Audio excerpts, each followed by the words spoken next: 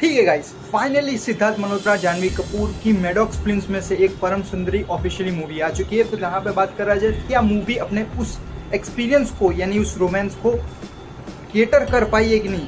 But कहीं ना कहीं कहूँगा कि मूवी काफ़ी हद तक अपने रोमांटिक मोमेंट्स को अच्छी तरह अचीव कर सकती है।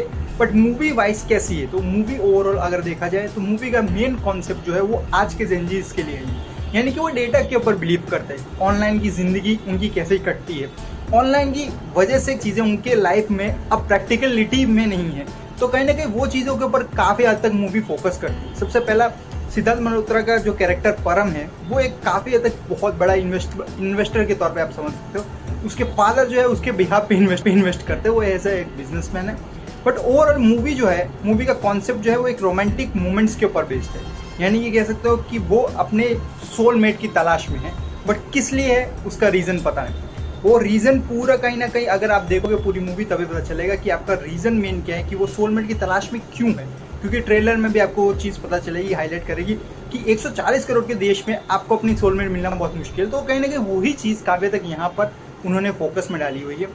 ओवरऑल मूवी में कहूँगा उतनी अच्छी खासी वे में नहीं उन्होंने रिटर्न नहीं की हुई है। काफ़ी कुछ चेंजेस हो सकते थे, मूवी अच्छी खासी वे में बनाई जा सकती थी और अच्छा खासा इनपुट दिया जा सकता था, मैं कह सकता हूँ। पर मूवी का जो राइटिंग सीक्वेंस है वो उतनी अच्छी बेहतरीन तरीके से नहीं लिखी गई थी।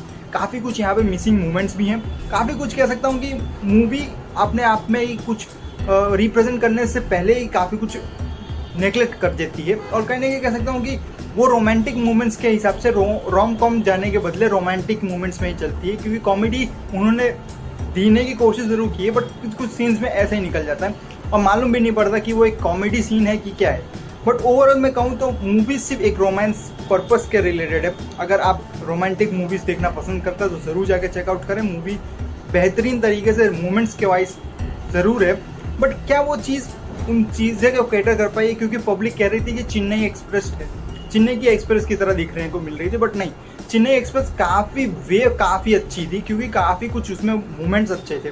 क्योंकि वो एक कॉमेडी मूवी के साथ साथ आपको एक अच्छा खासा टच भी देती थी, इमोशनल बैकग्राउंड फीलिंग टच। यहाँ पे वो चीज़ फील नहीं होगी आपको। ये एक रोमांटिक मूवी है जो एक नॉर्मली वे में चलती है, एक सिंपल स्टोरी के साथ, जो सालों से रोमांटिक मूवीज करती हुई आ रही है कि सिंपल स्टोरी एक लड़का एक लड़की के बीच में, और वही सीन थीम उन्होंने कंटिन्यू करने की कोशिश की है। बट एक नए चीज़ के साथ जो है काफ़ी तक उन्होंने एक नए चीज़ को इंटीग्रेट करने की कोशिश की कि आप कैसे इस चीज़ों को ढूंढ सकते हो।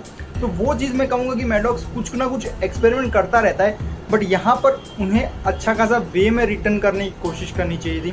अच्छा कुछ मोमेंट्स अच्छे होते तो अच्छा खासा वे में चाहता। और मैडॉक्स फिल्म्स काफ़ी अच्छी मूवीज़ बनाना जानती है, बट अगर राइटिंग अच्छी परफेक्ट नहीं होगी तो मूवीज़ का क्रेडिट कोई नहीं ले पाएगा। और कहीं ना कहीं कह सकता हूँ कि आप अभी भी सिद्धार्थ मल्होत्रा के पोटेंशियल को वेस्ट कर रहे हैं, क्योंकि उन्होंने एक विलन रिटर्न जैसी मूवी जो प्रोवाइड, मैं कहूँगा उनकी एक्टिंग ज़बरदस्त थी।